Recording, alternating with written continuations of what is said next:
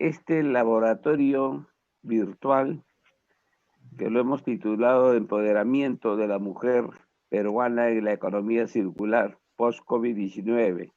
La doctora Isabel Recabarren es PhD en Derecho Internacional de la Economía, Universidad del Luigi de Bocconi, de Italia.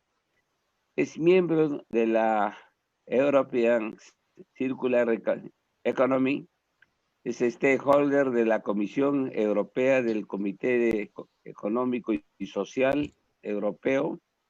Bueno, ella es peruana, es jurista, periodista, me consta, abogada de la Universidad Mayor de San Marcos, una de las universidades, bueno, decana de América, y lleva como lema que a todos nos motiva: el conocimiento genera desarrollo.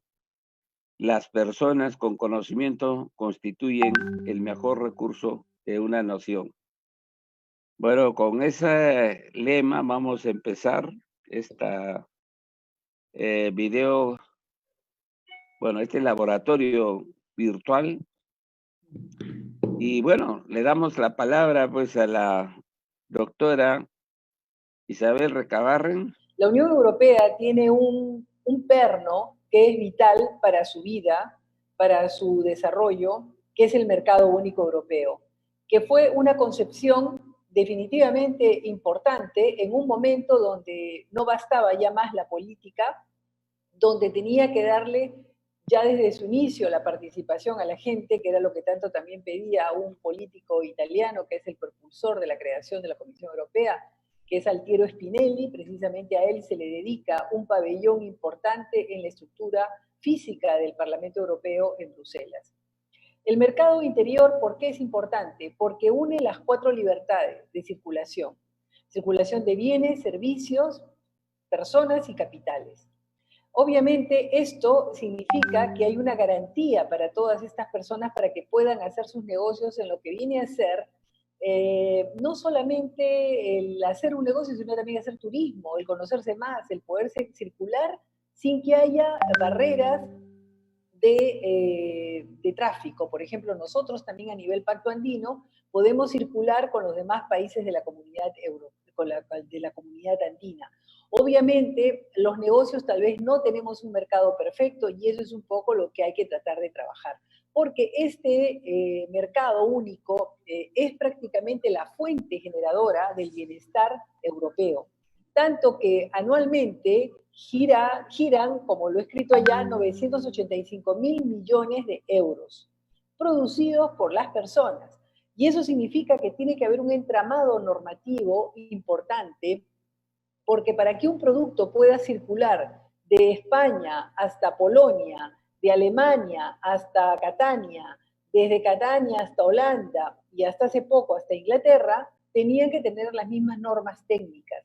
Si no tienen las mismas normas técnicas, obviamente el productor se queda cortado a su pequeño mercado. Y eso no se trata de que haya una amplitud de consumidores, de 500 millones de consumidores, que son los 500 habitantes, 500.000 habitantes, 500 millones de habitantes que tiene Europa, y precisamente abastecerlos. Entonces el mercado se vuelve una gran oportunidad para cualquier productor. Y en ese sentido, una institución que haya contribuido enormemente a que esto se pueda realizar ha sido el Parlamento Europeo. El Parlamento Europeo tiene diferentes comisiones, comités, y estos comités están compuestos por los mismos parlamentarios elegidos por los ciudadanos europeos que van a ir a defender sus intereses dentro del Parlamento Europeo. La comisión, el comité comercio, ¿no?, que vendría a ser el IMCO, que es International Market and Consumer Protection, es importante porque no solamente lo que viene a ser asegurar el entramado normativo para que se pueda tener un mercado para los productores, sino que además es un entramado jurídico que permite que los consumidores estén también protegidos. Porque todos tenemos que saber que la Unión Europea se mantiene por las compras de los consumidores europeos. Los consumidores europeos Cuando compramos, cuando estamos todos en Europa, compramos y pagamos un impuesto que se llama el IVA, ¿no? De ese IVA que cada país recibe, una parte de ese IVA lo transfiere a la Unión Europea. Mientras más habitantes tú tienes más importancia en el Parlamento Europeo, tienes más importancia en ganar comisionados, comisarios, tienes más relevancia. Por ejemplo, en este último enfrentamiento, digamos, que hemos podido ver en la Unión Europea con relación a este préstamo que se les iba a dar a los países que habían sufrido la COVID, entonces hemos visto que los países con menos población obviamente han protestado, pero en realidad ellos no hay que decirles pequeños porque son un voto y valen tanto cuanto el voto de Francia cuando los votos son por unanimidad. Pero quiero decir que la cantidad de su población determina su peso de contribución económica, su peso de participación en las instituciones. Entonces, es un elemento importante. Esta IMCO, el International Market Consumer Protection, nació hace 15 años. Este año estaba festejando uno de sus aniversarios. Y el gran impulso lo dieron los ingleses, quienes tienen muy claro el sentido de lo que viene a ser el mercado libre, el mercado de los consumidores, porque sin consumidor, el principio es que sin consumidor, el productor es nada.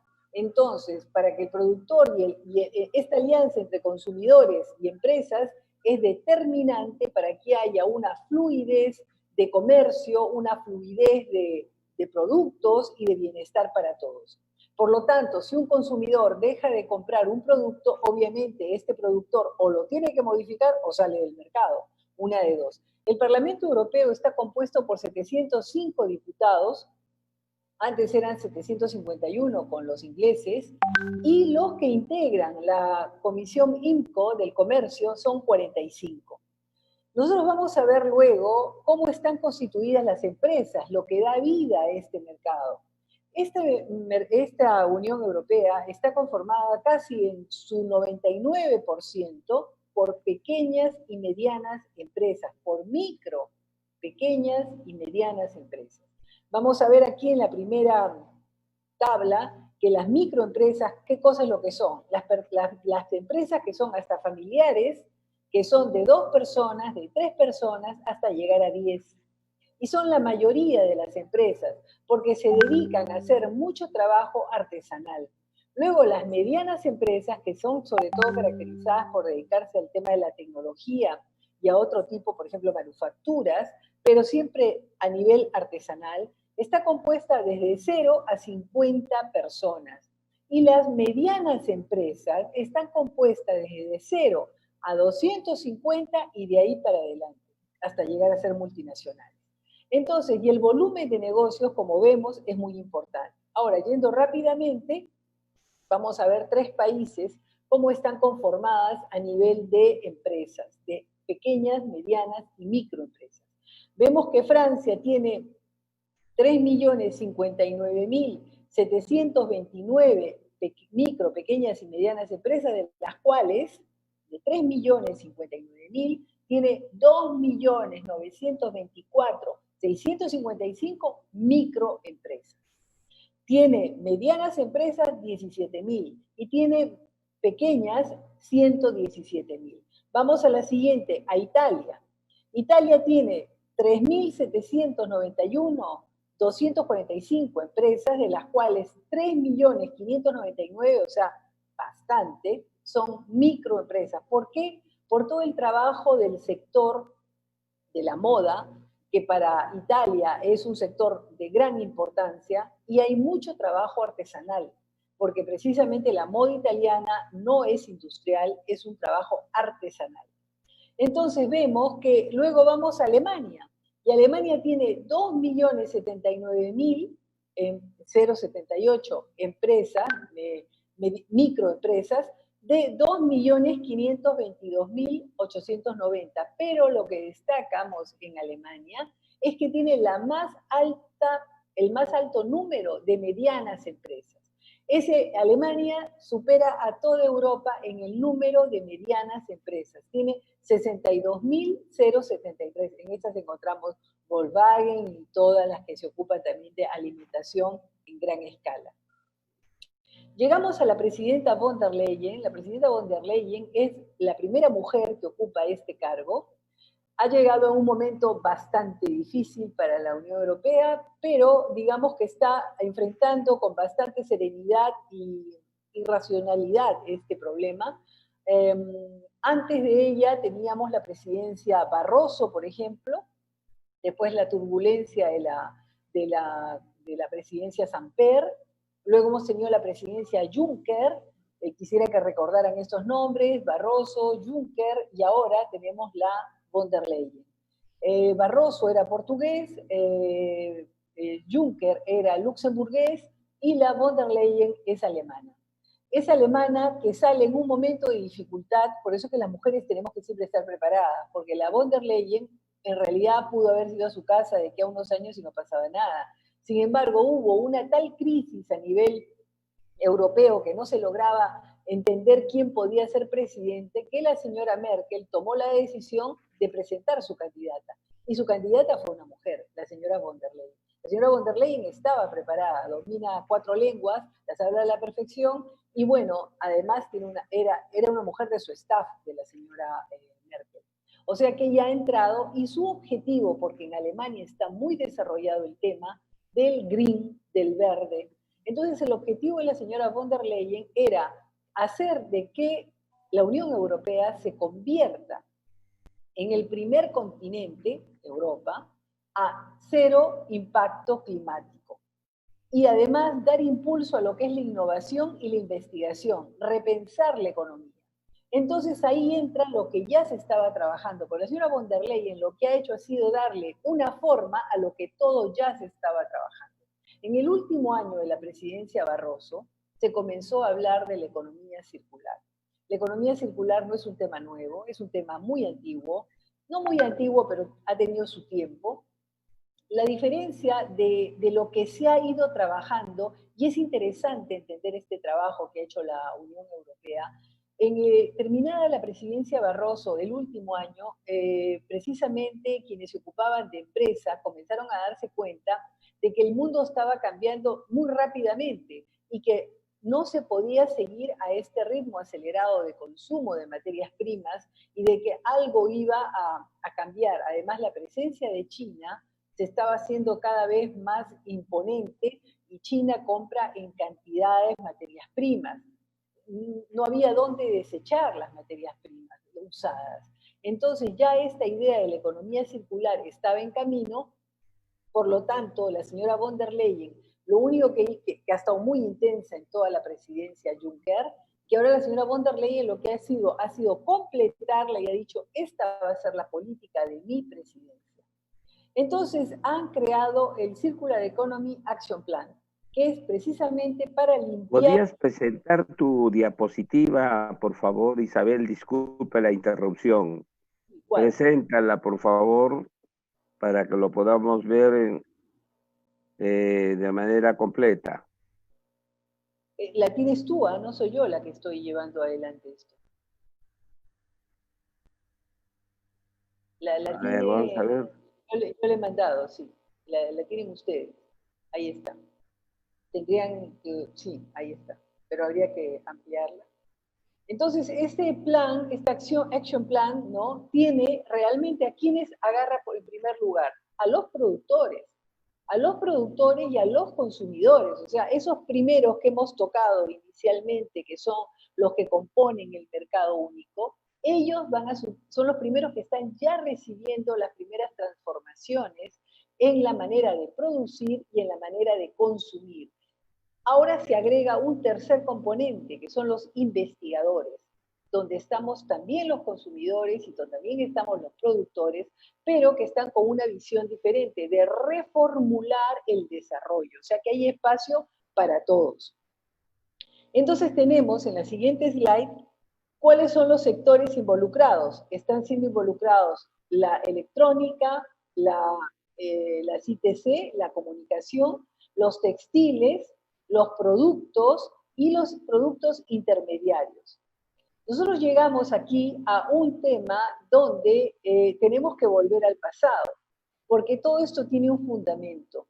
Tiene un fundamento con Aurelio Peccei, que es un gran pensador de cómo tenía que ser llevada adelante este desarrollo en un momento impensado, donde prácticamente él había trabajado para Italia en la reconstrucción de las grandes empresas, trabajó en la reconstrucción de la Fiat, por ejemplo, y precisamente se ocupó de generar desarrollo luego del Plan Marshall, porque es un hombre que ha muerto casi a 90 años en el año 85, o sea que nos damos cuenta cuál era la edad que él tenía y estaba en una edad productiva cuando se ocupó de la reconstrucción italiana.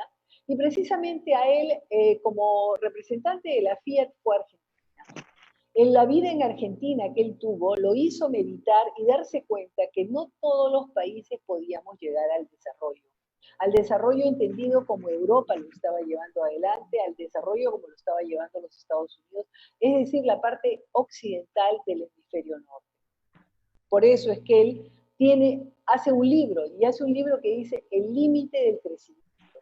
En el límite del crecimiento, él lo que formula es que para poder pensar en el desarrollo, tú no puedes pensar solamente en uno de los objetivos o uno de los caminos que viene a ser la ganancia. Tú tienes que ver otros factores que se interrelacionen con la ganancia, que tú no percibes inicialmente que son vitales para tu vida, pero sin embargo constituyen lo vital y sobre todo que tú tienes que tener elementos que te tienen que ayudar a vivir en equilibrio, pero no por una cuestión espiritual ni tampoco de izquierda, es simplemente de una economía de la vida. Entonces él, entre una de sus frases que yo he tomado, uno de sus pensamientos, es el que les he traído yo acá, que él dice, sobre las alas de las revoluciones materiales, ¿no? El hombre conoce un ascenso meteórico y se corona a sí mismo como el maestro absoluto de la tierra. Sin embargo, su organización social y política no ha realizado una ecuación adecuada, equivalente.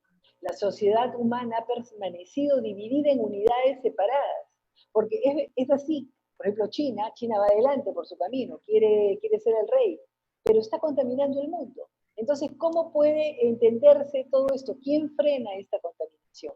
Entonces dice, la sociedad humana ha permanecido dividida en unidades separadas, encerradas en sí misma, cada uno de ellos intentando seguir su propio camino y afirmar su independencia y superioridad, por no decir supremacía, a expensas de los demás. Si hay un metasistema global, no hay una comunidad mundial organizada que encuentre, como en la naturaleza, su fuerza en el equilibrio dinámico entre sus diferentes componentes. Esta dicotomía entre el progreso etnoestructural y el desarrollo sociopolítico es uno de los principales desestabilizadores de la humanidad en la actualidad. Esto él lo escribía en el año 68. Obviamente se arriesgó mucho porque siendo un hombre que estaba en la reconstrucción de empresas, nadie lo lograba enfocar porque decía, o eres un hombre de izquierda o qué es lo que quieres. Y él decía simplemente, es que yo estoy viendo el futuro, va a ser un desastre. Vamos a destruir el ambiente, estamos creando zonas de gran pobreza y otras zonas demasiada brecha entre todos. Deberíamos de todos tratar de colaborar, no porque yo soy izquierdista, sino simplemente porque tenemos que trabajar para que todos vayamos en la misma velocidad. Es así como ahora la economía circular se basa en la naturaleza, porque en la naturaleza todo circula, todo se transforma y todo se usa. En cambio, el ser humano en este transcurso de años, donde ha habido tanto desarrollo material, ha perdido el sentido de la naturaleza y no es coherente. Entonces, la sostenibilidad la ha perdido y prácticamente para poder hablar de desarrollo nosotros necesitamos de tres componentes. La disponibilidad económica necesaria, la dimensión social, porque tú no puedes dejar, por ejemplo, acá en el Perú, yo ahora que estoy viviendo acá, es terrible ver situaciones de lo que está sucediendo en Arequipa, la gente desesperada. ¿Tú cómo puedes vivir en un país con tantas desigualdades? O sea, es demasiado. O sea, son cosas que tienen que tratarse de controlar. Y luego, disculpe. Entonces tenemos la disponibilidad económica, la dimensión social y la dimensión medioambiental. Estas tres, el medio ambiente es determinante, significa desarrollo.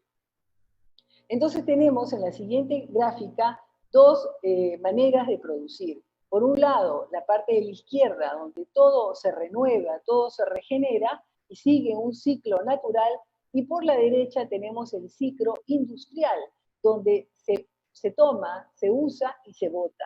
Por lo tanto, necesitaríamos prácticamente 2 planetas, .8, sino 3 planetas, para que carguen nuestras basuras, en otras palabras. El hecho de que tengamos tanta basura y produzcamos tanta basura hace que ya estemos inundados y estamos destruyendo los océanos, estamos comiendo plástico, probablemente tenemos mucho plástico en los pulmones, y todo eso ha incidido además a que esta enfermedad sea más grave en zonas donde había más densidad poblacional. Volviendo a la Unión Europea, en la siguiente slide, tenemos esta European Circular Economy Stakeholder Platform. Esta fue creada ya en el último año de Barroso, y precisamente toda la presidencia Juncker ha estado muy activa. Yo fui invitada a participar y estuve siguiendo todos estos trabajos que al inicio en realidad ha sido todo un proceso, porque ellos juntaron un poco de gente de los 28 países a fin de que de diferentes características podamos seguir este desarrollo que estaban llevando adelante, que inicialmente trataba de hacer entender la filosofía del tema. Luego, lo que se ha tratado ha sido de estimular a que la gente, una vez entendido el pensamiento, haga propuestas. Se han hecho concursos para que comiencen a probar lo que es la economía circular. Mientras tanto, el entramado legislativo iba caminando. Y ese entramado legislativo lo podemos ver en la siguiente slide, donde se hacen las propuestas para los desechos. Pero lo más importante que aquí tenemos es que tenemos a los países europeos y cada uno vemos cómo reciclan su basura. La reciclan en lo que viene a ser embalajes, en lo que viene a ser el papel y el cartón, lo que viene a ser los plásticos, lo que vienen a ser las maderas, lo que viene a ser los metales y lo que viene a ser el vidrio. Entonces, cada país se destaca por uno u otro sistema de reciclaje. Pero cada uno de estos reciclajes, en base a la plataforma de economía circular a la cual he hecho parte, ningún país es igual al otro. Cada país tiene sus características. Piensen ustedes la distancia que hay entre lo que hay en Europa y lo que tenemos nosotros acá. Nosotros no tenemos los riesgos ni la grave contaminación que ellos tienen, pero nosotros a su vez somos responsables de vender materiales, de recursos naturales, no tenemos control de lo que sale, ni tampoco estamos prácticamente contribuyendo a la contaminación, porque en realidad todos esos metales luego en su elaboración, están contaminando todo el planeta, no solamente un país u otro, están contaminando todo el mundo. Nosotros además, como personas, solo en Europa, hay 49 millones de toneladas de demanda de plástico. Entonces, que se traducen en envases, que se utilizan en materiales de construcción, en automóviles y en electrónica. Y los residuos generados por la Unión Europea solo en el año 2015, que es la imagen de la derecha, tenemos que prácticamente hay un 59% de envases, quiere decir consumo del consumidor directo, cuando vamos a los negocios y compramos los productos que están envasados. Entonces, hay una responsabilidad concreta de parte de todos nosotros y la posibilidad de generar nuevos trabajos. Entonces, aquí viene cuando hablamos de empoderar a las mujeres. Empoderar a las mujeres tal vez no sería el término correcto de primer impacto. Yo creo que vendría a ser destacar las cualidades de las mujeres en lo que viene a ser un cambio. La idea de que la mujer, por el hecho de ser mujer, tenga que ocupar cargos, o de que el hecho de ser mujer deba de tener cuotas, a mí me parece correcto que tengan cuotas, pero las mujeres tienen que tener su programa. Y esta economía circular es una política que va a invadir el planeta. mínimo 20 años, si no 40 años, va a ser su implementación. Para nosotros todavía no la hemos implementado, en Europa ya está en implementación. Por eso es que todos los países tienen una agencia que se ocupa de ver el tema de la economía circular, y ahora que vamos a entrar a analizar 2 países vamos a poderlas entender. Pero hablando propio de las mujeres, este es un trabajo de la economía circular donde las mujeres tienen espacio porque es algo más intuitivo, requiere estudio, pero no requiere estrictamente la visión masculina que es poder y dinero. Tiene otra mecánica, una manera precisamente como explicaba Pechey, de diferentes áreas que se van entrelazando y que tú tienes que evaluar. Muchas veces el camino directo puede ser el mejor, pero a veces darte una curvita puede ser mucho más eficaz. Entonces, es eso, esa intuición, esa capacidad, y lo hemos podido ver en los 6 años de la economía circular, cuando los proyectos que se presentaban no iban todos a una rentabilidad inmediata, pero la rentabilidad la veías después, pero iban todos acompañados. O sea que son efectos diferentes, es una diferente manera de pensar. Yendo un poco más a la parte ya concreta, Italia y Francia, que son los 2 países que he analizado, Italia lo he analizado, aparte que es donde yo vivo, pero y lo conozco más, pero sobre todo que Italia es el líder en la economía circular. En términos de reciclaje se encuentra en la excelencia. Justo el día de ayer, para una buena coincidencia, junto con mis colegas de la prensa extranjera, entrevistamos al ministro del Medio Ambiente. Precisamente hoy día he publicado un resumen de esa entrevista y pude conversar con él sobre el tema de la economía circular. Él, obviamente, Italia tiene realidades catastróficas, realidades en el sentido de que, y también hay acá, pero solamente que nosotros en realidad no hay fiscalización. La sociedad civil peruana no se ocupa tanto de fiscalizar lo que debe de fiscalizar, porque acá deberíamos todos ser fiscalizadores. Miren, en Italia la venta de residuos es muy importante. Acá todos botamos basura. Las municipalidades recogen la basura. ¿Dónde llevan la basura? Nosotros no lo sabemos. Pero hay quienes compran la basura. Entonces hacen los rellenos sanitarios. Encima le ponen tierra y cultivan. Pues eso sucedió en Italia. En el sur de Italia hicieron un relleno sanitario, lo cubrieron con tierra y cultivaron tomates. Esos tomates producían cáncer. Entonces, la cosa no es, digamos, ligera, es grave.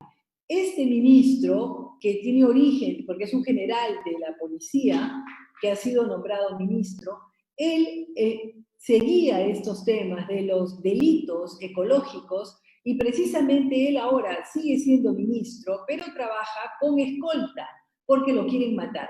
Porque él ha atacado prácticamente algo sumamente delicado, donde hay millones de dinero. Entonces, esa cantidad de reciclajes tenemos que preguntar, de basura tenemos que preguntarnos nosotros dónde van, ¿no? Y entonces cuando sepamos dónde van, nos vamos a dar cuenta que hay algo que está caminando raro y que no precisamente es muy sano para toda la comunidad de Lima, para toda la comunidad del Perú. Italia tiene 103 puntos por arriba en la clasificación de todos los países europeos. Le sigue Alemania con 88 puntos, Reino Unido con 90 puntos, pero ya Reino Unido no hace parte de la Unión Europea, le sigue Alemania, le sigue Francia, le sigue España. Todos los años, ellos realizan y elaboran un informe sobre la economía circular. Y el informe del año pasado, vemos acá los paquetes de basura, ¿no? Los paquetes de basura, sí, ya están aquí seleccionados, porque la selección en Europa viene de las casas. Cada uno tiene que hacer su recolección de basura separada y tiene que botar los plásticos, el húmedo y luego maderas o cosas por el estilo. Entonces, nosotros en realidad metemos todo en una bolsa. Todo eso hace más difícil que hasta el chancho pueda comer, porque el chancho después se come el plástico y no puede comer el plástico el chancho. Entonces, vemos que a la economía circular, ahora para Italia está uniendo la bioeconomía. ¿Por qué? La bioeconomía contiene dos ideas importantes, que es la relación con el capital natural y su papel en el tratamiento del cambio climático, y propone prioridades para el desarrollo en Italia. Nosotros estamos todavía en la economía circular, en tratar de difundir un poco la filosofía, la idea y ciertas formas de comportamiento. La bioeconomía es una parte de la economía circular, pero que tiene que mucho ver con el terreno, con la tierra, y eso es muy importante porque están todas las actividades que Italia ha desarrollado, que son la agricultura, la piscicultura, el tema del agrario, o sea que hay mucho trabajo nuevo para desarrollar, tanto para hombres como para mujeres, pero la visión ya tiene que ser diferente, no solamente puede ser el estímulo en la ganancia. La bioeconomía es tan importante para Italia que factura 2.300 millones de euros, con 18 millones de empleados. Es una fuerza laboral importante. Las actividades relacionadas con la bioeconomía en el año 2017 tuvieron una facturación de 312.000 millones de euros y emplearon precisamente a 1,9 millones de personas solo en Italia, lo cual representa el 19,5% del Producto Bruto Interno. Tomen en consideración que cuando se habla de economía circular, cuando se habla de economía y todas estas acciones, no significa que, oh, vamos a perder el trabajo. No, hay que transformarlo.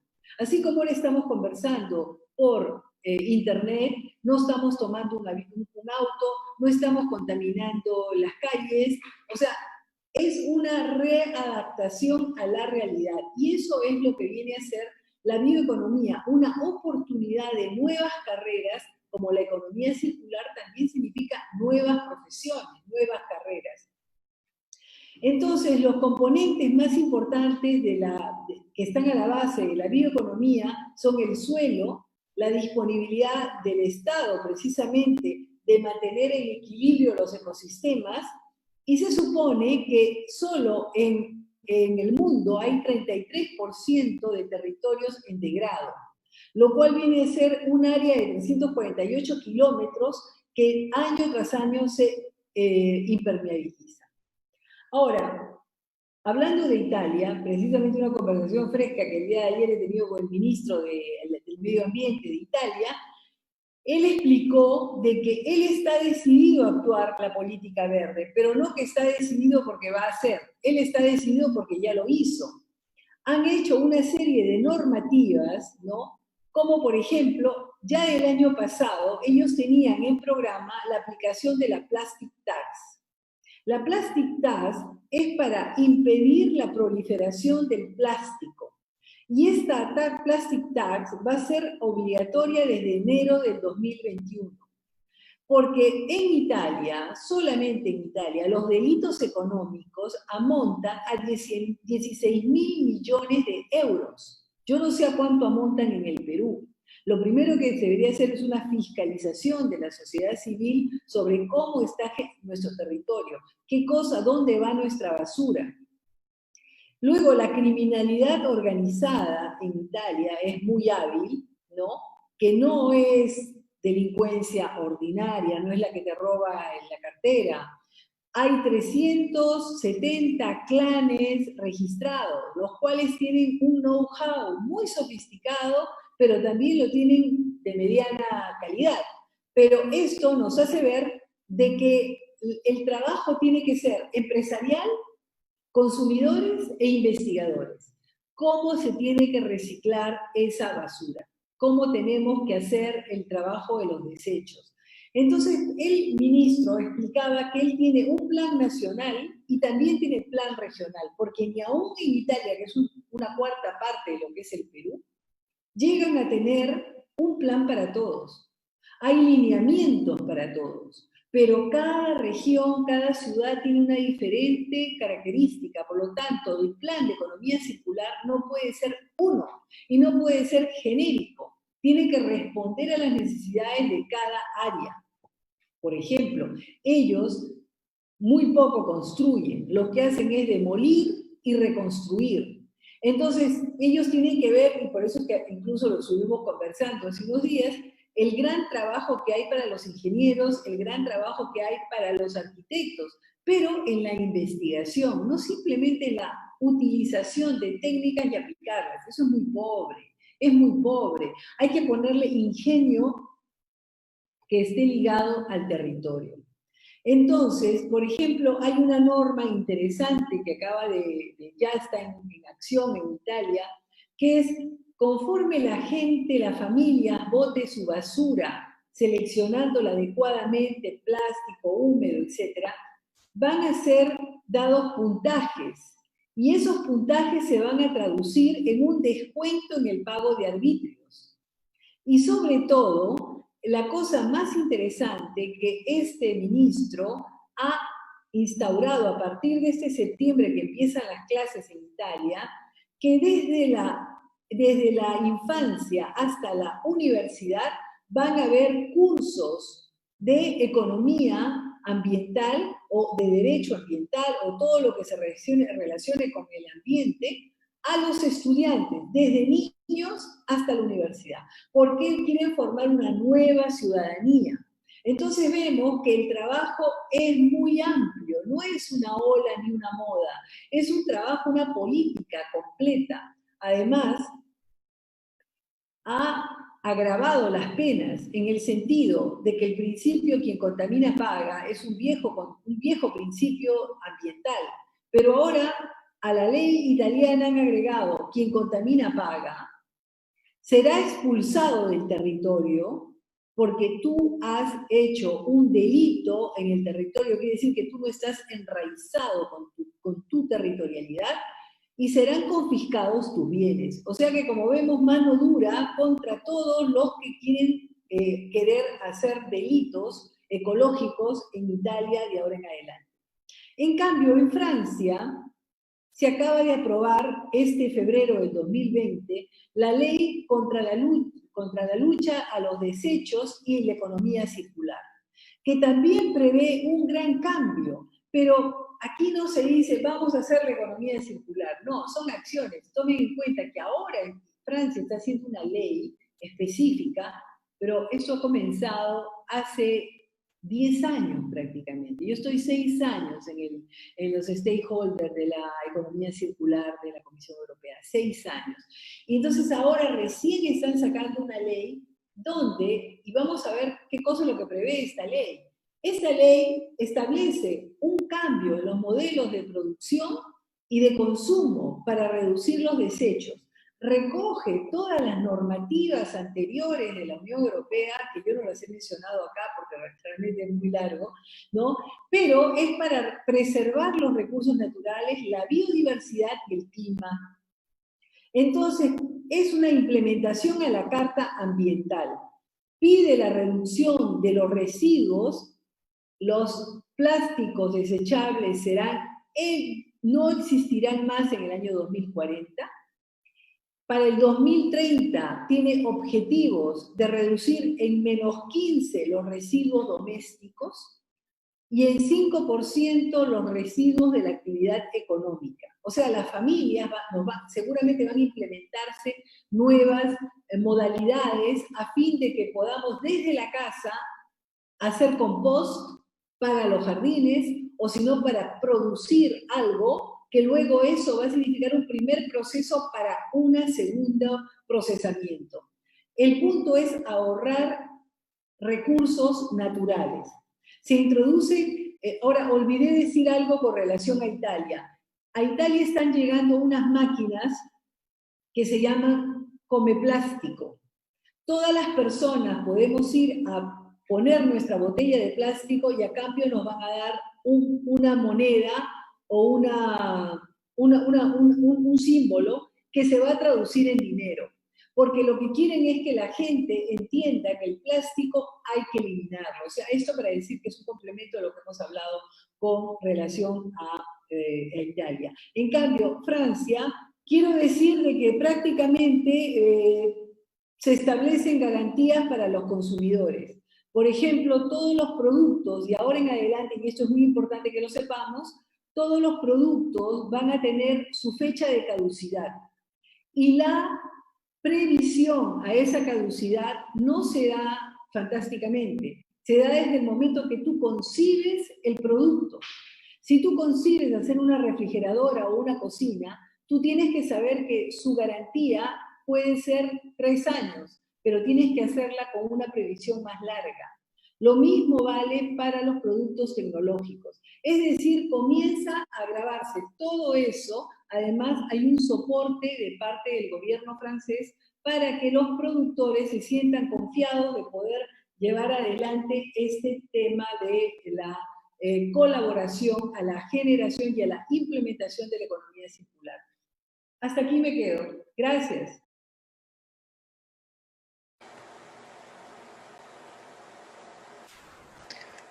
Dexter, sem som.